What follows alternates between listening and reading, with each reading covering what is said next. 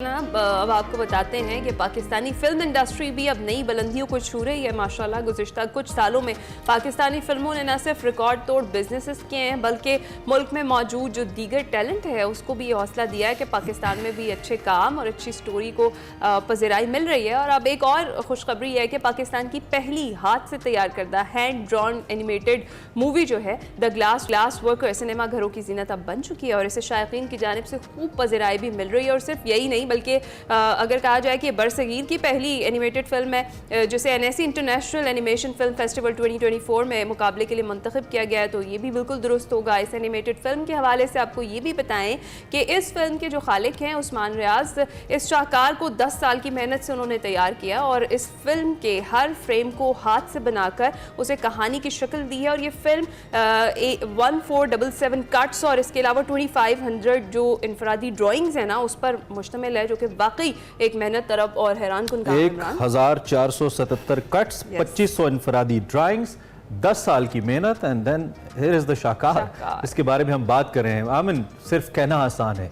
इस फिल्म से बड़े बड़े नाम भी जुड़े हैं, जैसे कि पाकिस्तान के आई वुड से सबसे फेमस कंटेंट क्रिएटर, फेमस ना भी हो the best creator I would say, Moru भी इसके साथ जुड़े हैं, तैमूर सलाहुद्दीन, और मरियम रियाज आर्ट डायरेक्टर हैं, उस्मान रियाज इसके डायरेक्टर हैं जिनका ये आर्ट पीस है।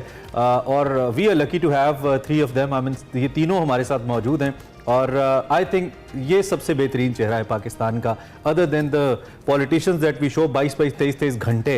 इनको मिलने चाहिए 23-23 घंटे ये लोग जो काम कर रहे हैं। हमारे साथ कराची स्टूडियो से लाइव हैं ये तीनों साहिबार, हम इनसे बात करते हैं। Thank you very much Moru, Maryam and Usman, how are you guys? Good जी, thank you very much for joining us. हमें बहुत अच्छा लग रहा है। बहुत सारे लोगों से हम खास तौर पे अपने मॉर्निंग शो के तवज्जुद से पाकिस्तान के बड़े ज़बरदस्त टैलेंट से लोगों को मिलवाते हैं, जिसमें मुख्तलिफ स्पोर्ट्स करने वाले लोग हैं, आर्ट से वाबस्ता लोग हैं। और आज भी हमारे लिए उतनी खुशी है कि आप हमारे साथ बैठे हुए हैं। So starting with first of all Usman, जो कि ये पीस आपका है, ये आइडिया आपका है, and then obviously team work इसके अंदर शामिल है। थोड़ा सा हमें बताइए इसके बारे में। एक एनिमेटेड फिल्म को 10 साल देने का idea in such a young age कैसे आया और क्या now you think it was worth it doing this?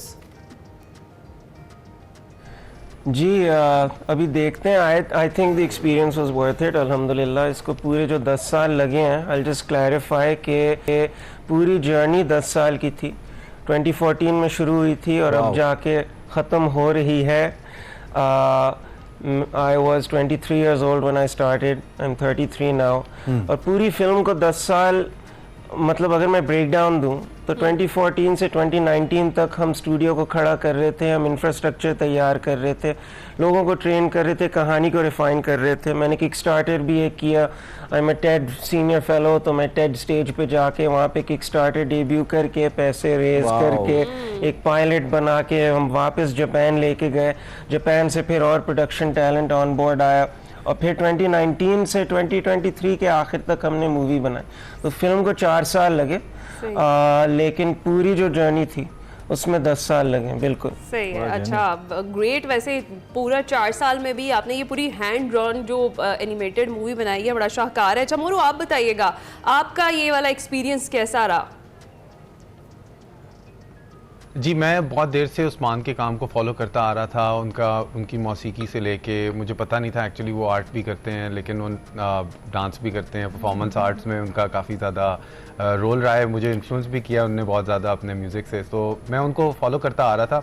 और हमारी मुलाकात एक काशाना अडमानी साहब हैं, एक रिकॉर्डिंग प्रोड्यूसर हैं, तो उनकी तरफ मैं अपना गाना रिकॉर्ड कर रहा था और उस्मान भी वहाँ पे कुछ काम कर रहे थे। मुझे पता नहीं क्या सीक्रेट प्रोजेक्ट था उस वक्त जो हो रहा था वहाँ पे लेकिन उस वक्त मुलाकात हुई तो उन्होंने मुझे कुछ अपने स्टोरी बोर्ड्स दिखाए। तो मैंने देखा कि इतनी डिटेल में, मेरी भी फिल्म मेकिंग में एक डिग्री है, तो मैं भी उसको जानता हूँ कि कितनी डिटेल तक आप जा सकते हैं, जो कि मैं कभी नहीं जाता। लेकिन मैंने उस्मान में देखा कि वो एक्चुअली वो पूरी मोटिवेशन मौजूद है कि वो बहुत डिटेल में अपनी स्टोरी बोर्ड्स और अपने क्राफ्ट को बहुत सीरियसली लेते हैं। तो वहाँ से मुझे एक और भी इंटरेस्ट पैदा हुआ इनके काम में और फिर आहिस्ता आहिस्ता मैं थ्रू आउट फॉलो करता आ रहा हूँ ग्लास वर्कर की जर्नी, कि किस तरह उन्होंने एनिमेशन शुरू की और फिर किस तरह उन्होंने टेड पे पिच किया। तो मेरे लिए जब मुझे पता नहीं था कि मैं इसका प्रोजेक्ट का कभी हिस्सा होऊंगा कि नहीं, मुझे वैसे ही शौक था चीज़ें ऐसी जो मुझे दिलचस्प लगे उनके व्लॉग्स बनाने का। तो उस्मान को कभी पॉडकास्ट पे बुलाया तो उनने मुझे अपनी प्रेजेंस से ग्रेस किया। अच्छा, और कभी मुझे उन्हें मौका know. मिला कि मानो एनिमेशन स्टूडियोज़ के अंदर जाके देखूं कि उनकी टीम कैसी है, तो उसके ऊपर व्लॉग बनाया। तो मैं वैसे ही अपने शौक से, अपनी दिलचस्पी की वजह से उनको फॉलो कर रहा था। और बीच में एक वक्त आया जब उन्होंने कहा कि वो मेरे से कैरेक्टर चाहते हैं कि मैं अदा करूँ, तो मेरे लिए तो बहुत एजाज़ की बात थी कि मुझे मौका भी मिले एक ऐसी चीज़ को जिसको देखने में इतना मज़ा आ रहा है। मैंने अंग्रेज़ी में पहले देख चुका था उस फिल्म को, तो रो भी चुका था, हंस भी चुका था। अच्छा। और मुख्तलिफ जज्बात में से गुजर चुका था देखते वक्त। तो जब पता चला कि उर्दू वर्जन में मेरी आवाज़ भी शामिल हो सकती है, तो मैंने तो कुछ सवाल पूछे ही नहीं। मैंने कहा बताएं कब कहाँ हाजिर हूँ। बहुत बहुत ज़बरदस्त। देन मेरे ख्याल में डेफिनेटली इतना बड़ा काम हो और जो लोग जिनकी ऑलरेडी प्रोफाइल या मार्केट स्टैंडिंग इतनी अच्छी हो, द पीपल लाइक यू, अगर वो जुड़ते हैं तो प्रोजेक्ट को और तकवीयत मिलती है और बेहतर होता है वो। तो I think it was a nice idea and nice decision at the same time to be a part of this. इससे पहले कि मैं फर्दर आपके कैरेक्टर के बारे में पूछूं, हम जरा क्विकली मरियम से भी पूछ लेते हैं। Being an art director, Maryam, ये क्या है, इसको क्यों लोगों को देखना चाहिए, ये कैसे डिफरेंट है, खास तौर पे यूथ को लेकर? Why should they go to the cinemas and watch it? Because I think इसकी स्टोरी यूनिक है. It's not a fairy tale. I think थोड़ी रियलिटी से भी जुड़ी हुई है लेकिन फैंटेसी भी है. एंड आई थिंक अलग है बिल्कुल. और इसमें जो पेनस्टेकिंग काम हमने किया है साल लगा के, और सब पाकिस्तानी लोकल आर्टिस्ट्स का काम है. And I think just to support the art industry in general, इसलिए भी देखना चाहिए. And it's just good fun. I think it's good fun. It's a good movie. It's different. अच्छा, एक बड़ा इंपॉर्टेंट पॉइंट है मेरे माइंड में, when we all know, because आप तो मुझसे बहुत बेहतर जानते हैं, मोरू इन पर्टिकुलर और उस्मान ऑफ कोर्स आप भी, कि एक कमर्शियल चीज़ क्या होती है. यानी कि आप एक चीज़ पे इतनी एफर्ट करो तो वो कमर्शियली आपको क्या बेनिफिट देगी, कितना आपकी प्रोफाइल को बिल्ड करेगी, कितना आपका बैंक अकाउंट अच्छा करेगी. But you know when you creating such things, ऐसे आर्ट पीसेस, तो पाकिस्तान जैसे मुल्क के अंदर ये फैसला करना ही, इसको अपने दोस्त ही कह रहे होते हैं क्या हमाकत करे हो यार, ये क्या कर रहे हो, कौन देखेगा.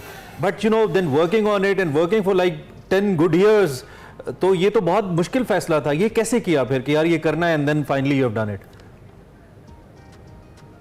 आई think there are two angles to this. एक तो कमर्शियल सक्सेस बहुत ज़रूरी है. वॉल्ट डिज्नी की एक कोट है जो मुझे बहुत पसंद है. वो कहते थे कि we don't make movies to make money, we make movies to make money to make more movies. तो कमर्शियल एंगल इज़ इम्पॉर्टेंट. इतनी भी सेल्फ इंडल्जेंट आर्ट पीस नहीं बनाना चाहिए कि लोगों को नहीं पसंद आए. तो that was always the approach. I knew कि अगर दिल लगा के एक अच्छी फिल्म बनाएंगे जिसमें अगर इंटेग्रिटी हो, and if we make it honestly and genuinely, लोगों को पसंद आएगी. तो there was never this fear कि ये कोई भी नहीं देखेगा इस फिल्म को, because I knew that if I am enjoying it and people like Mooru and Mariam are enjoying this movie, other people will obviously enjoy the film. ये जो आप रिस्क फैक्टर की बात कर रहे हैं और जो मुश्किलात की बात कर रहे हैं, वो तो हर प्रोजेक्ट में होता है. Every single project, if you have something important to say and if you feel very strongly about something, there will be people who will say it's not a good idea. वो बस आपकी vision और focus पे depend करता है. Do you want to make something so badly that you will go to the ends of the earth to achieve that? मेरे साथ तो यही था. And I'm very very grateful again. I got to work with an amazing team in Pakistan, an amazing team internationally. हमारी अंग्रेजी cast बहुत अच्छी थी. The Urdu cast was handpicked by me as well, and I am so happy with their whole performance. Mouru did such a brilliant job. Dino did such a brilliant job. Mariam did an amazing job in the film. Khalid Anam Saab, Maham Muazzam, all these amazing artists. Moru by the way, आपने क्या similarity देखी है अपने character में और मोरू की personality में या इनकी आवाज में? ऐसा क्या था that make you you know pick him for this? मैं जल्दी से थोड़ा सा कॉन्टेक्स्ट दे देता हूँ, and let Mooru answer. Very simply, Mooru की आवाज़ मुझे बहुत पसंद आती थी शुरू से. उनके व्लॉग्स में और उनके यूट्यूब वीडियोस में वगैरह, there is so much integrity to his voice, and then he is the most informed person to play this character, क्योंकि वो खुद इतने बड़े और ज़बरदस्त आर्टिस्ट हैं. I felt he would give a sense of genuineness to the role, और उन्हें बहुत अच्छी परफॉर्मेंस दी है फिल्म में. Thank you. जहाँ तक thank you so much. Usman हर तारीफ करते हैं तो वाकई दिल को बहुत ज़्यादा चुती उस्मान की तरफ से आ रही है. मेरे लिए ये था कि जब मैंने किरदार के बारे में थोड़ा सा जाना तो मैंने अपने आप को बहुत पाया उसके अंदर, क्योंकि किरदार जो है वो एक फ़नकार के बारे में है जो कि समाज में उसको मुश्किलात पेश आती हैं अपनी ऑक्यूपेशन को लेके। तो मुझे वो पर्टिकुलरली उस तरह की रेजिस्टेंस काफ़ी ज़्यादा फेस की है मैंने अपनी मरासी तक कहते रहे मुझे बचपन में जब मैं गिटार बजाता था। तो काफ़ी ऐसी चीज़ें थी जो मैं रिलेट कर पाता था। वो फैंटास्टिकल वर्ल्ड में सेट है लेकिन काफ़ी जो उसके जो कॉन्फ्लिक्ट था ना वो मेरे अंदर मौजूद था। मगर उसके अलावा वैसे ही जनरली वो इतना वेल फ्लैश्ड आउट एनिमेशन में ऐसा होता है कि एक चीज़ होती है स्क्रीन पे 90% कम्युनिकेट हो गया हुआ होता है, आपने बस उसको सपोर्ट ही करना होता है। तो आई थिंक मेरे लिए बेसिकली एक वोकल जिम्नास्टिक हरकतें थी। अच्छा। और उस्मान वहाँ पे बैठा हुआ था और मुझे एग्जैक्ट टाइम के अंदर अपनी आवाज़ को फिट करना था, ज़्यादा मुझे अपने आप से दूर भी नहीं लेके जाना था आवाज़ को। तो it was a very easy fluid experience and most of the work was I think already done. There were just a few scenes that were slightly difficult जिसके अंदर बहुत कोई intense emotion को तक पहुंचना था मेरे लिए, मगर उसके अलावा it was easy and I was just grateful कि ये तो मेरा लक है, मुझे तो मैं बहुत लकी फील करता हूँ। बिल्कुल सही है। अच्छा मरियम आप बताएं, आप जैसे बात करी थी also add कि मरियम फिल्म की आर्ट डायरेक्टर थी। जी जी जी मरियम जी played the main character Elise, तो हमारे दोनों मेन किरदार इधर ही बैठे हुए। अरे वाह, Maryam also you guys did the same remember brilliant performance। कोई डायलॉग याद है, कोई मुकालमा जो सुनाएं। हमारे साथ शेयर करें आप? डायलॉग फिल्म का आई थिंक कॉन्टेक्स्ट के बगैर अजीब लगेगा। I have a good one. जंग एक वबा है जो फैलती है और सबको मुतासिर करती है। That's a good one. The film is an anti-war film. तो we're talking about all of these things. Yeah, that's a great line. Okay अच्छा मरियम आप बताएं, आपने बताया बड़ी अनथक मेहनत थी पूरी टीम की, जिस तरीके से ये जो बेसिकली हम कहें तो पाकिस्तान का पहला प्रोजेक्ट है ये इस टाइप का एनिमेशन मूवी बनाने का। कैसा लगा जब कांस फिल्म फेस्टिवल में गए, NSC इंटरनेशनल एनिमेशन में 2024 में ये मुंतखब हुई मूवी, तो इतनी पज़राई मिल रही है और अब शायकीन भी जो हैं वो देख रहे हैं और खूब दिल खोल के दाद दे रहे हैं, तो फील कैसा हो रहा है? बहुत अच्छा फील हो रहा है कि हम पाकिस्तान को एनिमेशन वर्ल्ड में देख सकते हैं बाकी सब बड़े एनिमेटर्स के साथ, कि एक ही लेवल पे बेसिकली वो हमें देख रहे थे। वो ऐसे नहीं देख रहे थे हमें कि ओ ये पाकिस्तान से आई है चलो, ये हमें एग्जैक्टली वैसे देख रहे थे जैसे हम उनके पीयर्स हैं, हम उनके बिल्कुल साथ खड़े हुए हैं। तो इसमें बहुत अच्छा फील और बहुत सपोर्टिव थे सब, और ऐसा फील हो रहा था कि वी बिलोंग देयर। तो it's really exciting and I am grateful, I am hoping कि और ऐसे मौके आए जब हम अपना काम शेयर कर सकें। अच्छा मोरू, क्विकली चूंकि आप हैं, वैसे तो एक बड़ी लंबी नशिस्त चाहिए सिर्फ आप पे बात करने के लिए, बट ओबियसली चूंकि आज हम फिल्म को सिर्फ डिस्कस कर रहे हैं, मुझे ये बताइए आपके कंटेंट की एक सबसे खूबसूरत बात यह है कि उसमें बड़ी जेन्युइननेस है। आप पाकिस्तान के जब आप being very young when you were doing, अभी यू आर स्टिल यंग, लेकिन मैं एक अर्ली एज के आपके वीलॉग्स और काम की बात कर रहा हूँ, उसमें भी आप उन्हीं इमोशंस को लेकर आ रहे थे जिससे एक आम यंगस्टर रिलेट कर पा रहा था।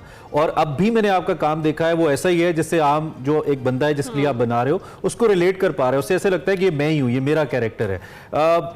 बीइंग एन एक्टर और being a content creator, and then obviously हम फिल्म के बारे में बात कर रहे हैं, कितना हेल्प करेगी खासतौर पर यंगस्टर्स को, यूथ को उस स्ट्रगलिंग फेस को लेकर? I am not sure about the story, लेकिन थोड़ा सा अगर इस हवाले से आप हमें बताएं क्विकली इन लास्ट 1 मिनट। हमने काफ़ी लोगों के रिव्यूज़ देखे हैं और काफ़ी मुख्तलिफ डेमोग्राफिक से लोगों ने इस फिल्म को देखा है और हर कोई किसी न किसी कैरेक्टर के साथ अपने आप को रिलेट कर पा रहा है। तो ये ह्यूमन फिल्म है और किसी भी सोसाइटी के स्ट्रेटा का इंसान जब वो देखेगा वो किसी न किसी कैरेक्टर के साथ रिलेट कर पाएगा।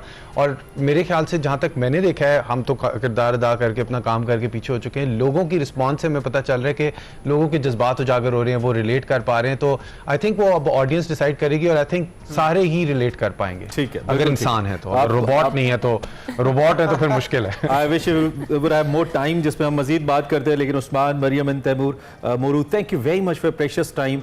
और हमारी बहुत सारी दिल की बेस्ट विशेस है, नॉट जस्ट प्रोजेक्ट जिस तरह से आपने मेहनत की है, जो मोटिव इसके पीछे है, the kind of work you guys want to do, जिस तरह आप इंटरनेशनल एनिमेटेड वर्ल्ड के अंदर पाकिस्तान को एक अपनी स्पेस दिलाने की कोशिश कर रहे हैं, दिस इज रिमार्केबल। हमारी बेस्ट विशेस है, इंशाल्लाह बहुत अच्छा होगा। और जो भी लोग हमें देख रहे हैं भाई, go to your cinemas and watch this film.